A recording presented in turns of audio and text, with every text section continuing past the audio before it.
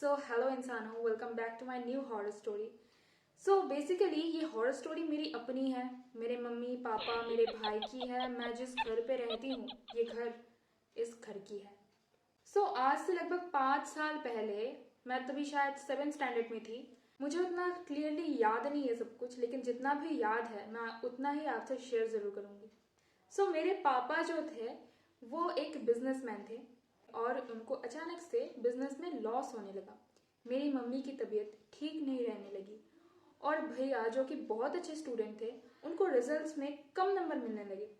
So mummy ने एक दिन पापा से कहा कि चलो एक पंडित जी के पास चलते हैं और सब कुछ ठीक करके आते हैं। तो पापा गए, सब फैमिली को लेके गए पूरा एकदम। फिर पंडित जी ने कहा कि आप ना घर पे पूजा वूजा करो, सब ठीक हो जाएगा शायद। तो पापा ने कहा ठीक है करवाएंगे। तो उसके 2-3 दिन बाद पापा को ऐसा एक न्यूज़ आया कि पापा के जो बेस्ट फ्रेंड थे उनकी ना डेथ हो गई। सो लगभग 1-1.5 महीने के बाद पापा का जो बेस्ट फ्रेंड थे उनका एक बेटा भी था। वो बेटा हमारे घर आया और आते ही पापा से ये कहा कि अंकल आपके घर पे कुछ प्रॉब्लम है क्या। पापा ने कहा नहीं तो कुछ प्रॉब्लम तो नहीं है। तो उस भैया ने कहा कि नहीं, आपके घर पे कुछ प्रॉब्लम तो ज़रूर है। आपके घर पे कुछ ऐसा है जिसे नहीं होना चाहिए, अननेसेसरी चीज़ है कुछ। तो ये बातें सुन के पापा सच में थोड़े घबरा गए और कहा कि क्या है घर पे। तो उस भैया ने मुझसे कहा कि बेटा जाके एक पेन और पेपर लेके आना।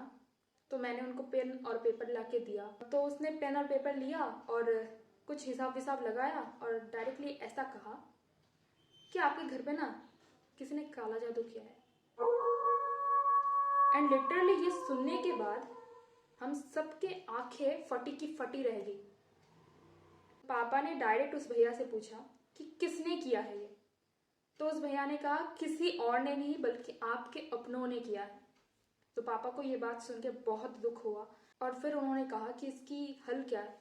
तो उस भैया ने कहा कि आपको ना घर पे एक हवन करना होगा जिसमें बहुत सी चीज़ें ऐसी होंगी जिससे आपने कभी ना आंखों से देखा है ना आपने कानों से सुना है।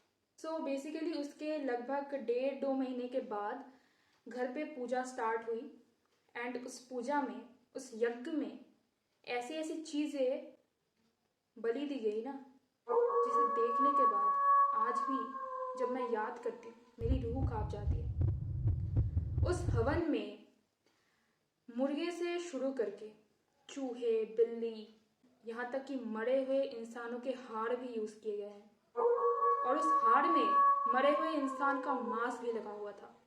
आप समझ सकते हो कि मैं तभी 7th स्टैंडर्ड में ही थी और एक छोटी बच्ची के लिए ये सब देखना कितना भयानक हो सकता है।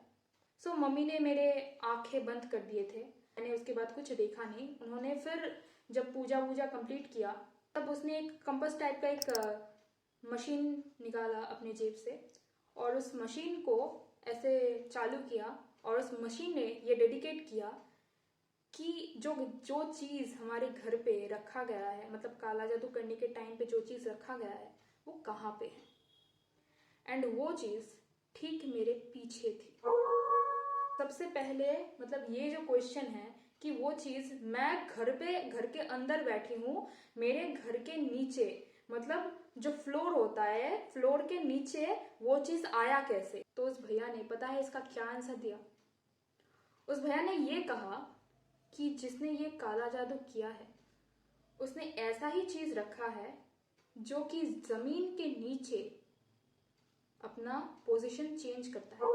मतलब एक इंसान जैसे अपने पैरों पे चल सकता है वो चीज भी अपने पैरों पे चल सकता है।